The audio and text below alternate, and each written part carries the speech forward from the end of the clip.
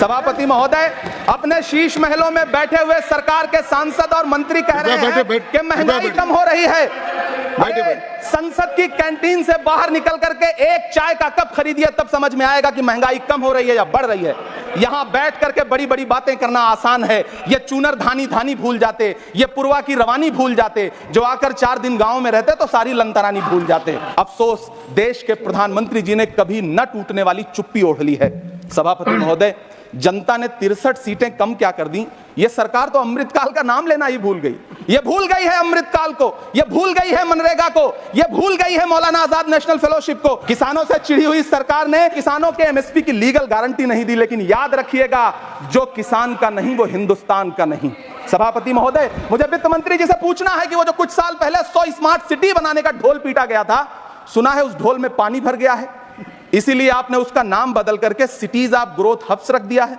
अच्छा है, नाम बदलने का खेल खेलते रहिए, आपकी कई सरकारें तो इसी वजह से चल रही हैं। इस सरकार को पढ़े लिखे लोगों से दिक्कत है सभापति महोदय, इसीलिए इस सरकार ने यूजीसी का बजट 66% कम कर दिया है। वाह रही सरकार।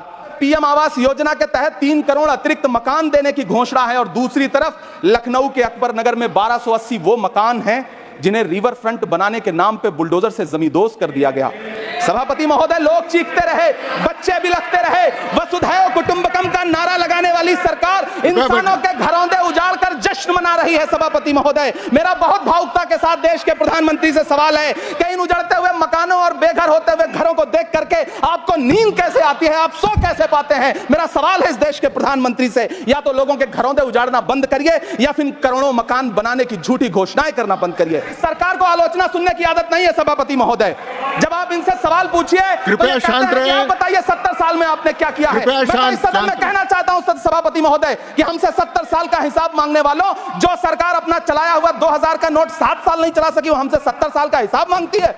सभापति महोदय, इस सरकार ने नोटबंदी लगाकर देश की आम जनता की पूंजी छीन ली, बैठे नहीं बोले, कृपया टैक्स लगा करके छोटे व्यापारियों के कारोबार छीन लिए, पेपर लीक करवा करके युवाओं की आंखों से नौकरी के सपने छीन लिए, अग्निवीर लाकर देश के जवानों की उम्मीदें छीन ली, बुलडोजर लगाकर लोगों के आशियाने छीन लिए, महंगाई लाकर देश की जनता की थाली से निवाले छीन लिए, और नारा लगाया कि हम तो सेवक हैं, 18-18 घंटे काम करते हैं। इन्हीं लोगों के लिए किसी ने शेर कहा है कि जो सच और झूठ में दूरी है वो दूरी समझते हैं। सियासी हाकिमों की हम भी मजबूरी समझते हैं, वो अपना हक समझते हैं निवाला छीन लेने को।